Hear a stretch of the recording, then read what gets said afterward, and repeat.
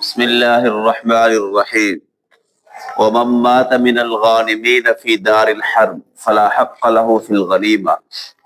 صورت مسئلہ یہ ہے کہ مجاہدین دار الحرب میں جہاد کرنے گئے ہوئے تھے، کچھ مجاہد جو ہے وہاں شہید ہو گئے، تو شہید ہونے کی وجہ سے اب ان کو مال غنیمت سے حصہ نہیں ملے گا، ٹھیک ہے۔ ہاں البتہ اگر مال غنیمت کو دارالاسلام کی طرف نکال لیا گیا تھا، پھر کوئی شہید ہوا، تو چونکہ مال غنیمت دارالاسلام کی طرف آنے کی وجہ سے مجاہدین کے ملک میں آ چکا تھا، یہی تو وجہ ہے اس میں وراثت جاری ہوتی ہے۔ تو اب اگر کوئی شہید ہوتا ہے تو پھر اس کو مال غنیمت سے حصہ ملے گا۔ نکالنے سے پہلے چونکہ ملک نہیں آتی تو وراثت بھی جاری نہیں ہوتی، اس لیے نکالنے سے پہلے کوئی اگر شہید ہوا ہے تو پھر میراث حصہ نہیں ملے گا۔ لیکن امام شافعی رحمہ اللہ فرماتے ہیں کہ اگر کفار کو شکست ہو گئی تھی، بے شک مال غنیمت کو وہاں سے نہیں نکالا، پھر کوئی شہید ہوا ہے پھر بھی حصہ ملے گا، کیونکہ وہ آپ پڑھ چکے پہلے بھی، کیونکہ ان کے ہاں ملک وہاں پر آ جاتی ہے۔ قال ولا باس بیعلف العسکر فی دار الحرب۔ صورت مسئلہ یہ ہے کہ دار الحرم میں ظاہر ہے وہاں آج کل تو جانور نہیں ہوتے، پہلے جانوروں پر جہاد ہوتا تھا، اور عنقریب یہ زمانہ پھر سے لوٹنے کو ہے۔ حضرت عیسیٰ کے زمانہ میں آپ نے سنا بھی ہوگا، پڑھا بھی ہوگا، یہ موجودہ تمام جدید آلات ختم ہو جائیں گے، ٹھیک ہے۔ پھر سابقہ زمانہ لوٹے گا، وہی گھوڑوں پر جہاد ہوگا، اور جو ہے تلواروں کے ذریعے سے، نیزوں کے ذریعے سے، سابقہ روٹین پر بالکل من عن جیسے آپ صلی اللہ علیہ وسلم کے زمانہ میں جہاد ہوتا تھا، بالکل اسی روٹین پر لوٹ آئے گا۔ یہی وجہ ہے کہ آپ آج دیکھتے ہیں ہر چیز شارٹ ہوتی جا رہی ہے، بجلی کی قلت ہے، گیس کی قلت ہے، ہر چیز کی قلت ہے۔ وجہ کہ اب ختم ہونے کے کنارے جا رہی ہے، آہستہ آہستہ قلت ہوتے ہوتے ایک زمانہ آئے گا ہر چیز ختم ہو جائے گی، بجلی ختم، گیس ختم، جی جدید آلات ختم، سب کا زمانہ لوٹنے والا ہے۔ تو یہ اسی کی نشانیوں میں سے ہے کہ ہر چیز میں قلت پڑ جانا اور ہر چیز کا مہنگا ہو جانا، سمجھا رہی بات؟ تو یہی ہے کہ پہلے جیسے جہاد ہوتا تھا حضرت عیسیٰ کے زمانہ میں، جب دجال کے خلاف ہوگا، یہودیوں کے خلاف ہوگا، تو وہی سابقہ روٹین پر ہوگا، اور سابقہ زمانہ اپنی اصلی حالت میں لوٹ آئے گا۔ جی تو خلاصہ کلام یہ ہے کہ مسئلہ یہ ہے کہ دار الحرم میں جہاد ہو رہا تھا، وہاں پر جانور تھے، تو جانوروں کو چارہ تو کھلانا ہوتا ہے، تو چارہ کھلا سکتے ہیں بغیر امیر کی اجازت کے، کہیں چارہ نظر آیا تو کھلا دیں، یہ خود کچھ کھانا ہے، کھانے میں سے وہ کھا سکتے ہیں، کوئی حرج نہیں ہے۔ صاحب ہدایہ فرماتے ہیں کہ یہاں متن کے اندر حاجت کی قید نہیں لگائی گئی، اگر حاجت ہو تو کھلاؤ، حاجت نہ ہو تو نہ کھلاؤ۔ ایک روایت میں حاجت کی شرط ہے اور دوسرے میں شرط نہیں ہے۔ اس میں شرط ہے فرمایا، اس کی وجہ یہ ہے کہ اصل میں یہ چارہ اور کھانا بھی تو یہ تمام مجاہدین کا حق ہے، تو اس لیے ضرورت ہو تو نفع اٹھائے، بغیر ضرورت کے نفع نہ اٹھائے، جیسا کہ کپڑے وغیرہ ہے یا جانور وغیرہ ہے، ضرورت ہو تو نفع اٹھائے، نہ ہو تو پھر نہ اٹھائے۔ اور دوسری روایت کی وجہ کہ جہاں پر شرط نہیں لگائی گئی کہ ضرورت ہو کھائے، نہ ہو نہ کھائے، مطلقاً ہے کہ ضرورت ہو تب بھی استعمال کر لیں، ضرورت نہ ہو تب بھی استعمال کر لیں، اس روایت کی وجہ حضور صلی اللہ علیہ وسلم کا فرمان ہے، خیبر کے مقام پر حضور نے فرمایا تھا کلوہا، کہ کھاؤ اور چارہ اپنے جانوروں کو کھلاؤ اور اس کو اٹھا کر نہ لے جاؤ۔ تو اس روایت کے اندر یہ شرط نہیں لگائی گئی کہ ضرورت ہو تو کھاؤ، نہ ہو تو نہ کھاؤ، چونکہ یہ مطلق ہے، اس لیے کھانا وغیرہ ضرورت ہو تب بھی استعمال کر سکتے ہیں، ضرورت نہ ہو تب بھی استعمال کر سکتے ہیں۔ وَلِأَنَّ الْحُكْمِ، دوسری دلیل یہاں سے دوسری عقلی دلیل پیش کی ہے اس بات کی کہ متن میں شرط کیوں نہیں لگائی گئی حاجت کی۔ اس کی وجہ یہ ہے کہ حاجت یہاں خود بخود موجود ہے پہلے سے ہی، کیونکہ آپ کو پتہ ہے کہ جہاد دارالحرب جو ہو رہا ہے وہاں ظاہر ہے مجاہد لوگ جو ہے اپنا کھانا تو لے کر نہیں جائیں گے ساتھ، وہ تو خراب ہو جاتا ہے، یہ جانوروں کو چارہ تو لے کر نہیں جائیں گے، تو کچھ دن تو وہاں رہنا پڑے گا، تو آٹومیٹکلی ضرورت پہلے سے موجود ہے، اس لیے شرط نہیں لگائے گی کیونکہ اس کی ضرورت نہیں تھی، تو وہ ضرورت کے وقت ہی اپنی حاجت سے نفع اٹھائیں گے۔ تو اس لیے چونکہ دلیل حاجت پہلے سے موجود ہے، اس لیے حاجت کی شرط نہیں لگائی گئی ہے۔ جی بخلاف السلع، یہ تو کھانے کا مسئلہ تھا نا. باقی جو اسلحہ وغیرہ ہے، اسلحہ وغیرہ کے اندر یہ ہے وہ چونکہ ساتھ لے کر جاتے ہیں لوگ، تو وہاں پر اگر ضرورت ہوگی تو نفع اٹھائیں گے، بغیر ضرورت نفع نہیں اٹھائیں گے. ٹھیک ہے. تو پھر فرمایا کہ اگر استعمال کر لیا ہے کھانا وغیرہ اسلحہ وغیرہ، اب جو بچ رہے تو اس کو واپس مال غنیمت میں جمع کر دے. ٹھیک ہے. والدابۃ مثل السلاح، اور جانور کا استعمال کرنا بھی اسلحہ کی طرح ہے، ضرورت ہو تو استعمال کرے، نہ ہو تو نہ کرے. اور فرمایا کہ کھانا، یہ روٹی اور گوشت سب کا ایک حکم ہے، گھی ہے، زیتون ہے، ان میں ضرورت ہو استعمال کرے، نہ ہو تب بھی استعمال کر سکتے ہیں. وَيَسْتَعْمَلُ الْحَطَبَ، لکڑیوں کا استعمال بھی جائز ہے، ضرورت ہو یا نہ ہو. بعض نے کہا حطب کی جگہ طیب کا لفظ ہے، خوشبو کا استعمال بھی جائز ہے. اور تیل کا استعمال سر پہ لگانے کے لیے، یوقح بہ الدابہ، یہ جانوروں کے پاؤں پر لگانے کے لیے یہ بھی جائز ہے، کیونکہ ضرورت ہو یا نہ ہو جائز ہے. وَيُقَاتِلُوا بِمَا يَجِدُونَهُ مِنَ السِّلَاحِ، ایسے ہی کچھ اسلحہ ہاتھ لگ گیا اور ضرورت محسوس کرتے ہیں تو اس کو بھی استعمال کر سکتے ہیں بغیر تقسیم کیے. شرط یہ ہے کہ حاجت ہو، حاجت نہ ہو تو پھر مال غنیمت میں جمع کریں. وَلَا يَجُوزُ أَن يَبِيعُوا مِن ذَلِكَ شَيْئًا، یہ استعمال تو جائز ہے لیکن بیچنا جائز نہیں ہے. اور نہ ذخیرہ، وَلَا يَتَوَّلُونَهُ، اور ذخیرہ بھی نہ کریں، کیونکہ یہ بیچنے کے لیے ملک شرط ہوتی ہے، اور یہ ان کی ملک ابھی نہیں ہے، اس کے اندر صرف مباح تو ہوا ہے یہ مال کھانا پینا وغیرہ، لیکن ملک نہیں ہے، اور بیچنے کے لیے ملک شرط ہے. ماتن نے کہا وَلَا يَتَوَّلُونَهُ، کہ ذخیرہ نہ کریں، یہ اس بات کا اشارہ ہے کہ اس کو سونا چاندی یا سامان وغیرہ کے عوض نہ بیچیں. تمول سے ہے نا یہ، یعنی کہ مالدار ہونا، تو سونے چاندی کے ذریعے وہ مالدار ہوگا نا، اس لیے سامان کو نہ بیچے. اگر بیچ بھی دیا ہے نہ سمجھے میں، تو پھر جو اس کی قیمت آئی ہے وہ مال غنیمت میں جمع کر دے، کیونکہ اس میں تمام مجاہدین کا حق ہے. وَأَمَّا الثِّيَابُ وَالْمَتَاعُ، باقی کپڑے اور سامان دوسرا جو ہے اس سے نفع اٹھانا تقسیم سے پہلے بغیر حاجت کے مکروہ ہے، کیونکہ سب کا حصہ ہے. حاجت ہو تو پھر تو جائز ہے، بلکہ بہتر پھر یہ ہے اگر حاجت محسوس کرے تو امام دار الحرم میں ان کو تقسیم کر دے، اپنے اپنے حصے سے نفع اٹھائیں گے. کیونکہ ضرورت کے وقت تو حرام چیزیں بھی مباح ہو جاتی ہے، یہاں تو صرف مکروہ ہے نا، تو پھر یہاں بتے کہ اولا اس کی تقسیم کیا ہوگی، جائز ہوگی. اور دوسری عقلی دلیل یہ ہے کہ اب ان کے لیے کپڑا وغیرہ اصل تو آنا چاہیے وہاں سے، دارالاسلام سے، لیکن وہاں سے آنا مشکل کام ہے، محتمل ہے آئے گا نہیں آئے گا، اور ضرورت ابھی پڑ گیا ہے ان کو، پھر تقسیم کر دے، کوئی حرج نہیں ہے ان کی رعایت کرتے ہوئے. ٹھیک ہے. اسلحہ کا ذکر نہیں کیا تقسیم کے بارے میں، تو فرمایا کہ حقیقت یہ ہے کہ اگر ضرورت ہو تو اس کو بھی تقسیم کر سکتے ہیں، ضرورت ہو تو تقسیم کر دیں. دونوں صورت، یعنی کپڑا اور اسلحہ دونوں تقسیم کر سکتے ہیں بوقت ضرورت. اگر دونوں کی ضرورت ہو دونوں تقسیم کر دے، کپڑا بھی اور اسلحہ بھی. یہ مطلب یہ ہے کہ جس چیز کی ضرورت پڑ جائے نا تو پھر وہاں یہ نہیں ہے کہ اس کو لے کے بیٹھے رہے، جو چیز ضرورت جتنی پڑتی جائے تقسیم کرتا جائے، تاکہ جہاد میں جو اصل مقصد ہے اس میں کسی قسم کی کمی یا کوتاہی پیدا نہ ہو. بخلاف ما اذا احتاجوا الى السبع، ہاں اگر لونڈی وہاں کوئی بن گئی، اس کی ضرورت محسوس ہوئی کسی کو جمع کی، تو اس کو تقسیم نہیں کیا جائے گا، کیونکہ جمع ایک زائد ضرورت ہے، یہ حاجات اصلیہ میں شامل نہیں ہے، اس کو تقسیم نہیں کریں گے، اس کو دارالاسلام کی طرف لا کر ہی اصولوں کے مطابق تقسیم کیا جائے گا. قال ومن اسلم منهم وعلاه في دار الحرب، صورت مسئلہ یہ ہے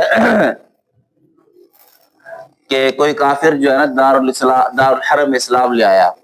تو اسلام لانے کی وجہ سے اس کا نفس محفوظ ہو جائے گا، کیونکہ اسلام جو ہے یہ کسی کو غلام بنانے میں مانع ہوتا ہے، اور اس کی اولاد چھوٹی وہ بھی محفوظ ہو جائے گی، کیونکہ وہ چھوٹی ہونے کی وجہ سے باپ کے مسلمان ہو جانے کی وجہ سے باپ کے تابع ہوگی، تو چونکہ وہ مسلمان شمار ہوگی، اور مسلمان کو غلام بنانا جائز نہیں ہے. وَكُلُّ مَالٍ هُوَ فِي يَدَيْهِ، ایسے ہی جو کچھ اس کے ہاتھ میں ہوگا، اس کا مال وغیرہ، وہ بھی کیا ہو جائے گا، محفوظ ہو جائے گا. اور کیونکہ حضور صلی اللہ علیہ وسلم نے فرمایا کہ من اسلم علی مال فهو له، کہ جو مال پر ایمان لے آیا، یعنی مال اس کے پاس تھا، ایمان لے آیا تو اس کا اسلام لے آیا تو اس کا مال اسی کا شمار ہوگا۔ اور دوسری عقلی دلیل یہ ہے کہ اس پر قبضہ کس کا پہلے؟ اسی کافر جو مسلمان، اس کا قبضہ مقدم ہے، تو اس کا قبضہ مقدم ہونے کی وجہ سے اس کا حق شمار ہوگا، اور جو مجاہد ہے اس کا قبضہ مؤخر ہے، تو مقدم قبضے کا اعتبار کرتے ہوئے اسی کا قبضہ شمار کیا جائے گا اور اس کے پاس رہنے دیا جائے گا۔ یا اس کافر مسلمان نے، جو مسلمان ہوا ہے، اپنا مال کسی مسلمان کے پاس ودیعت رکھا ہوا تھا یا کسی ذمے کے پاس رکھا ہوا تھا، تب بھی اس کو واپس دلا دیا جائے گا، کیونکہ یہ مال محترم اور محفوظ ہاتھوں کے اندر ہے، تو یہ گویا کہ اسی کے اپنے ہاتھ کے اندر موجود ہے۔ اس لیے اگر کسی مسلمان کے پاس یا ذمے کے پاس ودیعت تھا تو تب بھی اسی مسلمان حربی کا شمار ہوگا۔ فَإِنْ ظَهَرْنَا عَلَى دَارِ الْحَرْبِ، یہ تو ہے مال منقول، اس کا شمار ہوگا، لیکن اس کی زمین تھی دار الحرم میں تو وہ اس کی شمار نہیں ہوگی۔ مثال کے طور پر ایک حربی اسلام لے آیا تو اسلام لانے کی وجہ سے جو ہے اس کا مال منقول تو محفوظ ہو جائے گا، لیکن اس کی جو ذاتی زمین دار الحرم میں ہوگی وہ محفوظ نہیں ہوگی، وہ مال غنیمت بن جائے گی۔ لیکن امام شافعی رحمہ اللہ فرماتے ہیں کہ نہیں، زمین بھی مال منقول کی طرح محفوظ ہو جائے گی اور وہ اس کے قبضہ میں رہے گی، لیکن ہم کہتے ہیں نہیں، زمین محفوظ نہیں ہوگی، کیونکہ زمین اصل میں دار الحرب کے اندر ہے اور اس پر اصل قبضہ دار الحرب کی حکومت کا ہے، اس کا قبضہ حقیقی نہیں ہے۔ تو جب اصل دار الحرب کی حکومت کا قبضہ ہے تو لہذا وہ دار الحرب زمین کہلائے گی، اور جو ہے اس کو مال غنیمت، مال فے میں شمار کر کے اس کو تقسیم کیا جائے گا۔ ٹھیک ہے، یہ شیخین کا قول ہے۔ اور امام محمد کا قول اور امام ابو یوسف کا پہلا قول، وہ کہتا ہے نہیں، یہ مال منقول کی طرح ہے، یہ تقسیم نہیں ہوگی، یہ اس کے قبضے میں رہنے دی جائے گی۔ خلاصہ کلام اصل مذہب وہی ہے، شیخین نے فرمایا کہ تقسیم نہیں ہوگی۔ شیخین کی دلیل یہ ہے، وہ کہتے ہیں دیکھو زمین میں وہ کہتے ہیں قبضہ نہیں آتا، قبضہ ان کا معتبر نہیں ہے، جب قبضہ معتبر نہیں ہے تو دار الحرب کے اندر ہے، وہ دار الحرب کا مالک سلطان تو کافر ہے، تو گویا کہ ان کی زمین ہے، تو اس لیے یہ مال فے میں شمار ہو جائے گی۔ لیکن امام محمد رحمہ اللہ کے نزدیک قبضہ آ جاتا ہے زمین پر بھی، تو چونکہ یہ اس مسلمان ہونے والے حربی قبضہ ہے تو اس کا جیسے منقولی مال محفوظ ہوگا، ایسے زمین بھی کیا ہو جائے گی؟ محفوظ ہو جائے گی۔ وزوجته فیون، اس حربی کافر کی جو مسلمان ہوا ہے اس کی زوجہ بھی تو ظاہر کافرہ ہوگی، اگر وہ مسلمان نہیں ہوئی تو وہ مال فے بن جائے گی، یعنی وہ اس کو ہم لونڈی بنائیں گے، کیونکہ وہ کافرہ حربیہ ہے، وہ مسلمان اسلام کے وضوح کی تابع نہیں ہوگی۔ ایسے ہی اس لونڈی کے پیٹ میں، اس کافرہ زوجہ کے پیٹ میں جو حمل ہوگا وہ بھی ماں کے تابع ہونے کی وجہ سے مال فے شمار ہوگا۔ لیکن امام شافعی رحمہ اللہ فرماتے ہیں کہ نہیں، جو اس کا حمل ہے نا وہ باپ کے تابع کر کے مسلمان شمار کیا جائے گا اور وہ غلام نہیں بنے گا۔ وہ کہتے ہیں جیسے اگر بیٹا مثال کے طور پر ماں سے الگ ہوتا، چھوٹا ہوتا، جدا ہو چکا ہوتا، پیدا ہو چکا ہوتا، تو تب بھی تو باپ کے تابع کیا جاتا، مسلمان شمار کیا جاتا، تو یہاں پہ جو حمل پیٹ میں ہے یہ باپ کے تابع کر کے مسلمان شمار کیا جائے گا اور اس کو غلام نہیں بنایا جائے گا۔ ولنا سے ہم احناف کی دلیل، ہم نے کہا نہیں، جو پیٹ میں بچہ ہے نا یہ کیا ہے؟ یہ مال فے شمار ہوگا، کیونکہ یہ اس ماں کا جز ہے، تو ماں میں رقیت ہے تو بیٹے میں کیا ہوگی؟ رقیت ہوگی۔ اور ایسا ممکن ہے کہ ایک بچہ جو ہے کسی مسلمان جو ہے وہ دوسرے کے تابع کر کے اس کو مملوک قرار دیا جائے، اس کی مثالیں موجود ہے۔ جیسے مثال کے طور پر ایک مسلمان آدمی نے کسی دوسرے کی لونڈی سے نکاح کیا، اس سے بچہ ہوا، تو بچہ یہاں ماں کے تابع کر کے مملوک شمار کیا جاتا ہے، تو یہاں بھی ماں کے تابع کر کے مملوک شمار ہوگا اور اس کو کیا ہے؟ غلام بنا دیا جائے گا۔ باقی بخلاف المنفصل، امام شافعی نے منفصل پر قیاس کیا تھا، جو بچہ اس سے پیدا ہو چکا اس پر ہم قیاس نہ کرو، کیونکہ اب وہ ماں کا جز نہیں رہا۔ اس لیے اگر بیٹا ماں سے پیدا ہو چکا تو پھر ہم وہاں کہتے ہیں کہ وہ باپ کے تابع کر کے مسلمان شمار ہوگا، کافر شمار نہیں ہوگا۔ یہاں تو پیدا نہیں ہوا، ابھی تو پیٹ کے اندر ہے اس کے، اس لیے اس کا جز شمار ہوگا اور یہ مال فے میں شمار کیا جائے گا۔ وَأَوْلَادُهُ الْكِبَارُ، البتہ جو بڑی اولاد ہے وہ باپ کے تابع نہیں ہوگی، کیونکہ وہ مستقل اپنی حیثیت رکھتے ہیں، وہ کافر حربی ہیں، ان کو ہم غلام بنائیں گے، ٹھیک ہے۔ ومن قاتل من عبیدہ فیل، ایسے ہی ایک آقا مسلمان ہوا، اس کا غلام تھے کچھ، یہ ایک آدھ جو بھی وہ قتال کر رہا تھا، تو اس کو آقا کے تابع کر کے نہیں لایا جائے گا، بلکہ وہ کافر شمار ہوگا اور اس کو غلام بنا دیا جائے گا، کیونکہ یہ آقا کے تابع ہم نہیں کر سکتے، کیونکہ یہ آقا کے خلاف اب سرکشی کر رہا ہے، تو وہ غلام شمار ہوگا۔ ومن کان من مالہ فی ید حرب، ابھی ہم نے کہا تھا کہ اگر اس حربی مسلمان ہونے والے کا مال کسی مسلمان کے پاس ہے، ذمہ کے پاس، تو اسے کا شمار ہوگا، لیکن اگر اس کا مال کسی حربی کافر کے پاس ہے وہ اس کا شمار ہوگا میں نہیں، وہ مال فے ہوگا، یا غصب کیا تھا کسی نے کسی مسلمان نے یا ذمہ نے، تب بھی مال فے شمار ہوگا، ٹھیک ہے۔ لیکن امام محمد رحمہ اللہ فرماتے ہیں کہ وہ مال فے شمار نہیں ہوگا، حربی کے ہاتھ میں ہو، غصب کیا گیا ہو، تب بھی اس حربی کافر مسلمان جو ہوا ہے اس کا شمار ہوگا، ٹھیک ہے۔ یعنی پہلے مسئلے کی طرح آگے صاحب ہدایت نے کچھ وضاحتیں کی ہیں، وہ پہلے دیکھ لیتے ہیں۔ کہتے ہیں کہ اسی طرح اختلاف جو ہے نا سیر کبیر میں ہے، اور جامع صغیر کی شرح میں امام ابو یوسف کو امام محمد صاحب لگایا گیا ہے، یعنی کہ یہ طرف صاحبین قول ہے کہ یہ مال فے شمار نہیں ہوگا،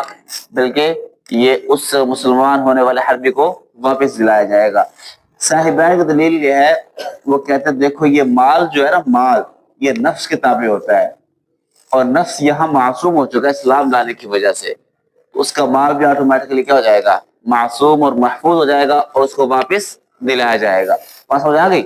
وَلَهُ سے امام صاحب کی دلیل، امام صاحب فرماتے ہیں دیکھو اصل مال مباح ہوتا ہے، جیسے جانور یہ پرندے ہیں یا مال جو بھی ہے، اصل اس کے اندر کیا ہے، اباحت ہے، جو اس پر غلبہ پالو اس کا ہوتا ہے، اور یہاں نفس اتنا معصوم نہیں ہے کہ اس کی وجہ سے ہم مال کو معصوم کر دیں، وہ نفس وہ معصوم ہوتا ہے، اس قابل ہوتا ہے کہ اس کی وجہ سے اور معصوم بنے جو دارالاسلام کے اندر ہو، اور یہ دارالحرب کا مسئلہ ہے، وہاں کافر مسلمان ہو رہا ہے، اور اس میں اتنی معصومیت نہیں آتی کہ اس کی وجہ سے مال بھی معصوم ہو جائے۔ یہی تو وجہ ہے، اگر دارالحرب میں اس کو قتل کر دے کوئی مسلمان، یا عمدن جو قتل کر دے، تب بھی اس پر نہ دیت ہے نہ قصاص ہے۔ اس سے سمجھ میں آیا کہ دارالحرب میں مسلمان ہونے والے کا نفس اس قدر معصوم نہیں ہے کہ اس کی عصمت آگے متعدی ہو، ٹھیک ہے۔ تو لہذا صرف ایز اے مسلمان ہونے کے ہم اسے تعرض نہیں کر رہے کہ مسلمان ہو گیا ہے، ورنہ اگر ایک کافر ہوتا تو ہم اسے تعرض کرتے، اس کو مارتے، تو مسلمان ہو گیا تو ہم تعرض نہیں کر رہے ہیں، صرف اتنا سے اس کی عصمت ہوگی، اس کی عصمت آگے مارگ سے متعدی ہو ایسا نہیں ہوگا، اور یہاں ہمارے اس قبضے میں ہے بھی نہیں، وہ حربی کے قبضے میں ہے یا غصب ہو چکا ہے، تو جس کے قبضے میں ہے اسی قبضہ شمار ہوگا، اس کا قبضہ واپس نہیں دلا سکتے ہم، بس ہو جائے گی، اس لیے اس کا قبضہ واپس نہیں آئے گا اور مال معصوم نہیں بنے گا۔ وَإِذَا خَرَجَ الْمُسْلِمُونَ مِنْ دَارِ الْحَرْبِ، ابھی ہم نے پیچھے کہا تھا نا کہ مسلمان دارالحرب کے اندر جانوروں چارہ کھلا سکتے ہیں، ضرورت پڑے تو خود بھی کھا سکتے ہیں، لیکن جب وہ دارالحرب سے نکل گئے تو اب نہ خود کھائے نہ جانوروں کو کھلائے، کیونکہ اب ضرورت نہیں رہی ہے، اب وہ دارالاسلام میں آ چکے ہیں، اب جو ہے سب کا حق اس میں آ چکا ہے۔ یہی تو وجہ ہے کہ اب اس میں کوئی مرتا بھی ہے تو اس میں میراث جاری ہوگی، دارالاسلام سے نکلنے سے پہلے ایسا نہیں تھا، اس لیے وہاں اجازت تھی، اب اجازت نہیں ہوگی۔ ومن فضل معه علف، ایسے ہی دارالاسلام کو چارہ کھلایا، کچھ بچ گیا تھا تو واپس مال غنیمت میں واپس کر دیا جائے، لیکن تب واپس کیا جائے گا جب ابھی تک تقسیم نہ ہوا ہو، ٹھیک ہے۔ اور امام شافعی کا بھی قول یہی ہے، اور امام شافعی کا دوسرا قول بھی ہے، وہ کہتا ہے بچا ہوا مال واپس کرنے کی ضرورت نہیں ہے۔ ان کی دلیل وہ قیاس کرتے ہیں متلصص پر۔ کوئی آدمی چوری داخل ہو گیا دارالحرب کے اندر امام کی اجازت کے بغیر، جنگ کے بغیر، اور وہاں سے کسی حربی کا مال چرا کر لے آیا، تو چرا کر لانے کی وجہ سے اس مال کو تقسیم نہیں کیا جاتا، اسی چرانے والے کا ہی ہوتا ہے۔ تو یہاں بھی جو بچ گیا ہے اس کو تقسیم کرنے کی ضرورت نہیں ہے، بس اسی کا ہے۔ لیکن ہماری دلیل یہ ہے، ہم کہتے ہیں کہ وہاں پر جو استعمال کی اجازت تھی وہ بقدر ضرورت تھی، اور یہاں اب حاجت ختم ہو چکی ہے۔ جب حاجت ختم ہے تو اب واپس کرنا ہی ضروری ہے۔ باقی امام شافعی نے چور پر قیاس کیا تو ہم کہتے چور پر قیاس نہ کرو، اس لیے کہ چور کا حق تو دارالحرب کے اندر بھی آ چکا تھا۔ تو دارالحرب میں جب اس کا حق ملکیت آ چکی تھی تو دارالاسلام میں لانے کے بعد بھی اس کی ملکیت ختم نہیں ہوگی، جبکہ مال غنیمت میں ایسا نہیں ہوتا، وہاں دارالحرب میں ملکیت نہیں آتی، اس پر قیاس نہیں کرنا ہے۔ اور بعد القسمت صدقوا به، یہ تو ہم نے کہا کہ جب ابھی مال تقسیم نہیں ہوا تو جو بچا ہوا ہے مال غنیمت میں جمع کرا دے، لیکن اگر مال غنیمت تقسیم ہو چکا ہے اب یہ کس کس کو دے گا؟ اب تو مشکل کام ہو گیا ہے، اب کیا کرے؟ اب فرمایا کہ پھر اگر خود مالدار ہے تو اس کو صدقہ کر دے، اور خود غریب ہے تو پھر خود بھی استعمال کر سکتا ہے،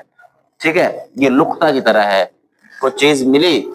اصل تو واپس کرے، مالک نہ ملے، اگر خود مالدار ہے تو کیا کرے؟ صدقہ کر دے، غریب ہے تو خود بھی استعمال کر سکتا ہے۔ اور اگر اس نے دارالاسلام کی طرف مال نکالنے کے بعد اس بچے ہوئے کو استعمال کر لیا، اب کیا کرے؟ اب بھی وہی صورت ہے، اگر مالدار ہے تو قیمت مال غنیمت جمع کرائے، اور اگر شرط کہ تقسیم نہ ہوا ہو، ٹھیک ہے، اور اگر تقسیم ہو گیا ہو تو پھر اگر مالدار ہے تو قیمت صدقہ کر دے، اور اگر فقیر ہے تو بس ٹھیک ہے، خود بھی استعمال کر سکتا تھا، اب استعمال کر لیے تو قیمت جمع کرانے کی ضرورت نہیں ہے۔ فصل فی کیفیت قسمت سے انشاءاللہ زندگی رہی تو پھر دیکھیں گے، آج یہیں تک رکھ لیتے ہیں۔